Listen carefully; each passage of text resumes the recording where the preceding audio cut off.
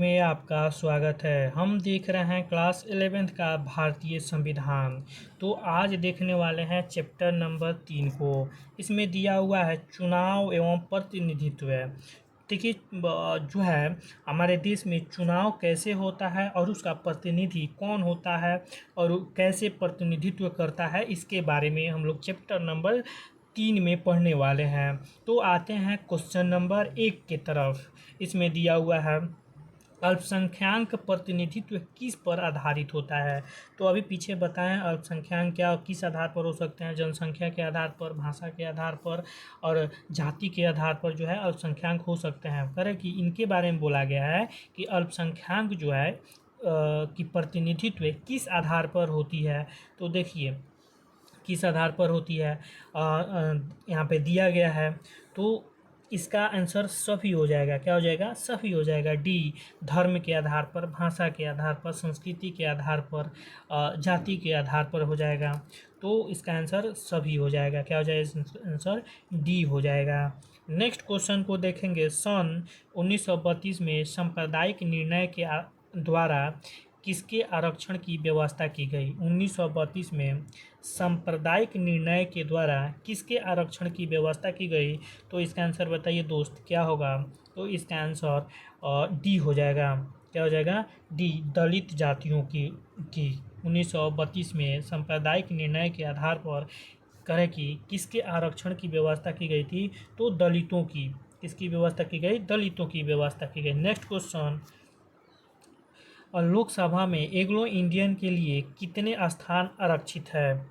तो अब जो है एंग्लो इंडियन को जो है समाप्त कर दिया गया है। लेकिन उस समय का जो है बात पूछ रहा है। तो कितने एंग्लो इंडियन, लोकसभा में कितना एंग्लो इंडियन होगा। तो लोकसभा में हो जाएगा 2 गो। वहीं अगर कहता राज्यसभा में, कहता अगर राज्यसभा में तो क्या हो जाता? तो राज्यसभा में हो जाता 12। क्या हो जाता? राज्यसभा में 12। और लोकसभा में बोल रहा है तो क्या हो जाएगा भाई? 2 एंग्लो इंडियन हो जाएगा। लेकिन अभी जो है लोकसभा के पद को, एंग्लो इंडियन के पद को जो है समाप्त कर दिया गया है। नेक्स्ट क्वेश्चन 4 नंबर को देखेंगे। आरक्षण की व्यवस्था किस पर जो है अधिकार के प्रतिकूल है। करें कि आरक्षण की व्यवस्था जो है किस अधिकार के प्रतिकूल है, इसके बारे में बोल रहा है दोस्तों। बताइए 4 का आंसर ए हो जाएगा, समानता का अधिकार।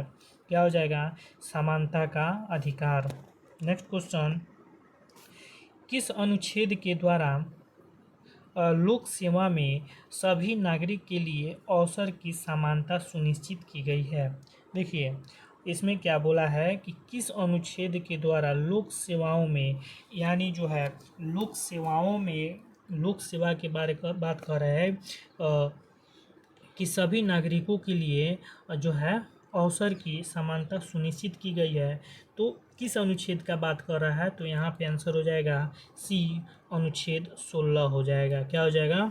अनुच्छेद 16 हो जाएगा। 5 का आंसर, सॉरी हाँ ठीक है, 5 का आंसर क्या हो जाएगा? 16 हो जाएगा। नेक्स्ट क्वेश्चन, राष्ट्रध्वज, राष्ट्रगान या संविधान की निरादर करने पर कोई व्यक्ति कितने वर्ष तक चुनाव नहीं लड़ सकता है। देखिए अगर इसका कोई निरादर करता है, राष्ट्र ध्वज, राष्ट्रगान या संविधान का निरादर करता है, तो कितने दिनों तक चुनाव नहीं लड़ सकता है, कितने वर्षों तक। इसका आंसर 6 हो जाएगा। कितना? इसको याद कर लीजिए दोस्त। इसका आंसर हो जाएगा 6 वर्ष तक यह जो चुनाव नहीं लड़ सकता है। नेक्स्ट क्वेश्चन, किसे भारतीय संविधान का प्रहरी या रक्षक कहा जाता है। बताइए किसे कहा जाता है, प्रहरी या रक्षक। तो 7 का आंसर क्या हो जाएगा? डी, सर्वोच्च न्यायालय को। किसे कहा गया है? सर्वोच्च न्यायालय को। सभी को पता होगा सर्वोच्च न्यायालय।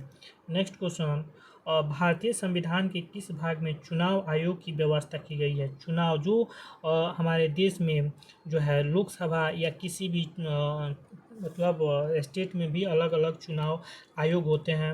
और अगर जो है देश लेवल पर जो है हम क्या कह सकते हैं इसको, जो हमारे संविधान के किस भाग में चुनाव आयोग की व्यवस्था की गई है केंद्र लेवल पर, हम इसको कहेंगे केंद्र लेवल पर अगर चुनाव आयोग की व्यवस्था की गई है तो बोल रहा है किस अनुच्छेद में की गई है, तो इसका आंसर हो जाएगा ए। क्या हो जाएगा? इसका आंसर ए हो जाएगा। नेक्स्ट क्वेश्चन करें कि चुनाव अंक कोटा निकाल कर मतों की गणना किस प्रणाली के अंतर्गत की जाती है? चुनाव अंक निकाल कर मतों की गणना किस प्रणाली के अंतर्गत की जाती है? इसका आंसर बताइए क्या होगा? इसका अनुपातिक प्रतिनिधित्व प्रणाली। क्या हो जाएगा? अनुपातिक प्रतिनिधित्व प्रणाली के आधार पर चुनाव की गणना की जाती है।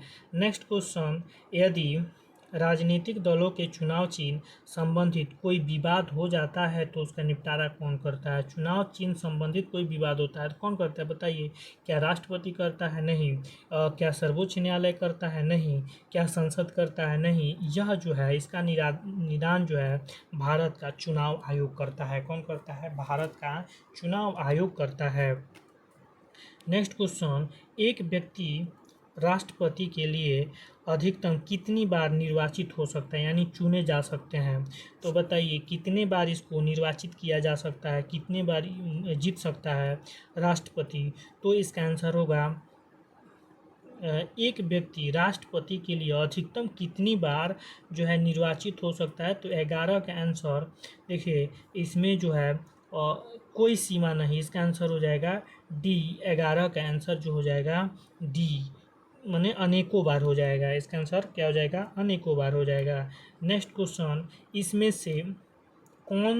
इनमें कौन सा कार्य भारत का चुनाव आयोग नहीं कर सकता? ये जो दिया गया ऑप्शन है 12 का ऑप्शन जो है करे कि कौन जो है चुनाव आयोग नहीं कर सकता है, इसके बारे में दोस्त बताना है। तो बताइए इसका आंसर क्या होगा? ए में कर रहे हैं मतदाता सूची तैयार करना है, बिल्कुल ही करेगा। इसमें बोला है नहीं करेगा, नहीं करता है इसके बारे में। तो मतदाता सूची तैयार करता है, ये सही है। करें उम्मीदवारों का नामांकन, ठीक है।